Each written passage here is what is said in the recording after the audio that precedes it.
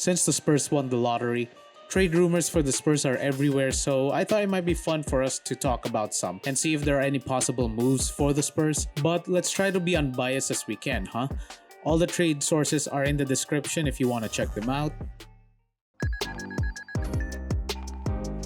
To start off the trade scenarios, we have an okay deal in my opinion, with the Spurs getting Myles Turner and the Pacers receiving Keldon Johnson, Devontae Graham, and Atlanta's 25 first-round pick. Not in love with the trade, but I would consider it, except I would like to see the Atlanta first have a protection, maybe top 10, top 6, if that's allowed. Pacers fans might want more. I understand a better deal for Myles can be offered by other teams, but consider the Atlanta first is unprotected, and there are rumors that Trae wants out before the playoffs even started, and that DJ might bail when his contract is up next year. That's a lot of value for one pick. Keldon is also a consistent double-digit scorer, plays bigger than his position, and is locked for the next 4 seasons on a team-friendly contract. For the Spurs, this can go well. Getting a perennial shot blocker to pair with Victor, that helps since we are bottom in the league on defense. The height and the length between the front court, that's something to think about. Con would be his contract. It's shorter than Keldon's, but not by much. The numbers are nearly identical. The Spurs can just extend him at the end of his contract, maybe after next season. Plus, Myles for the longest time has been in trade rumors. Having a change of scenery might be what the big man needs, and he definitely has a role with our roster. This trade gets a B+ for me. By the way, these grades are for the Spurs side of the trade. I'm not up to date with the other teams' needs and plans to build around their roster. It's a realistic trade though.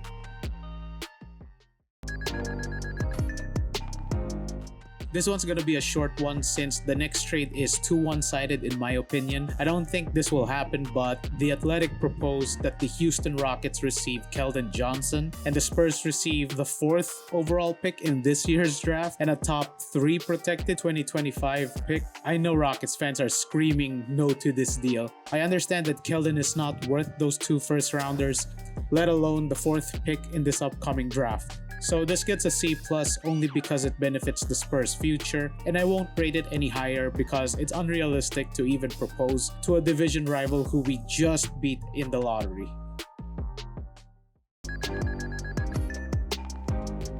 And we go from unrealistic to just playing funny if this happens. In this trade, the Hawks get Keldon Johnson, Doug McDermott, the 2025 first, the 26 first pick swap, and the 27 first round picks, and the Spurs get Trae Young. Just for laughs, I do want to see this deal happen, just to see what DJ would tweet, and imagine the narrative of Trae going to DJ's former team. Now that would be the Spurs playing mind games with DJ.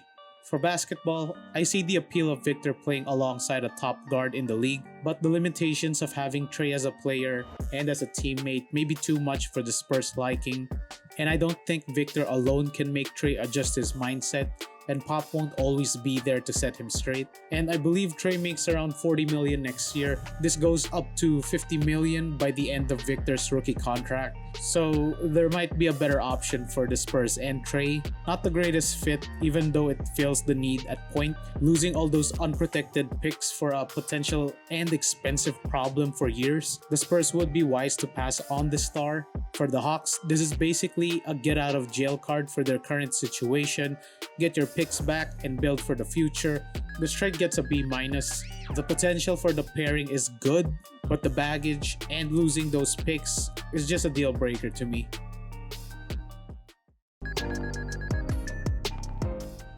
Now we go back to the West.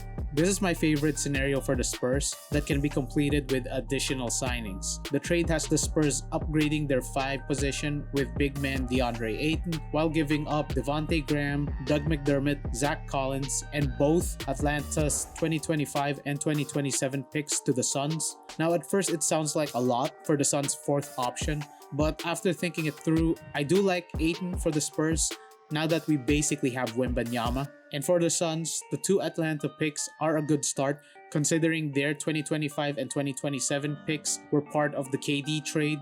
All 3 players can shoot from deep, especially McDermott. He and Zach Collins have a great pick and roll chemistry that you can take advantage of.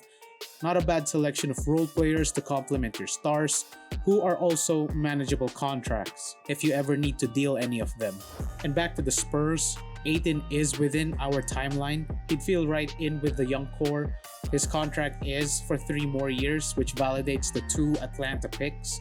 And more importantly, with this scenario, the Spurs clear rotation spots for 2 young players that surprised in the second half of last season, and Julian Champagny and Sandro Mamukelishvili. This trade gets an A. It uses our draft assets we got from the Hawks to upgrade our defense and center position, while simultaneously going younger with DeAndre, Julian, and Mamu. So what do you all think about that? Still not want Ayton? I do.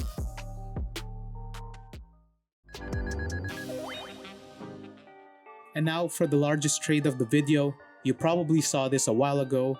This includes 4 teams: the Spurs, the Wizards, Rockets, and Sixers, with the Spurs receiving the current MVP Joel Embiid, Bradley Beal, and the Houston second rounder. The Wizards get Tobias Harris, Devontae Graham, Zach Collins, Daisha Nix, and the Spurs 2025 first round pick. The Rockets get back James Harden, Khem Birch, and Johnny Davis. And the Sixers restart the process with San Antonio's first pick, which is going to be Victor Wembenyama, Keldon Johnson, Doug McDermott, Jalen Green, Houston's 2025 first round pick, and a Wizards second round pick. It's a huge trade, but let's do our best. And to be honest, only the Sixers benefit from this trade. Washington gets a bunch of role players who you can't build around, and a first round pick from the Spurs, which won't mean nothing if Joel and Bradley win a ton of regular season games. If the Wizards are struggling with late lottery picks, what makes you think a late first round pick would do any better? The only upside for them is that they're cap flexible after parting with Bradley Beal's horrible contract. Houston doesn't need this trade, first of all. We already know Harden declined his player option with Philly. And yes, I understand that this article came out before the James Harden news, but I'm just saying, this ain't happening. San Antonio gets 2 stars that are pushing 30, and both can't make it to the East Finals. Both also are upwards of $50 million by year 2, and one of them has a no-trade clause. And like I said, Philly is the only one that benefits here. All that without giving up Tyrese Maxey.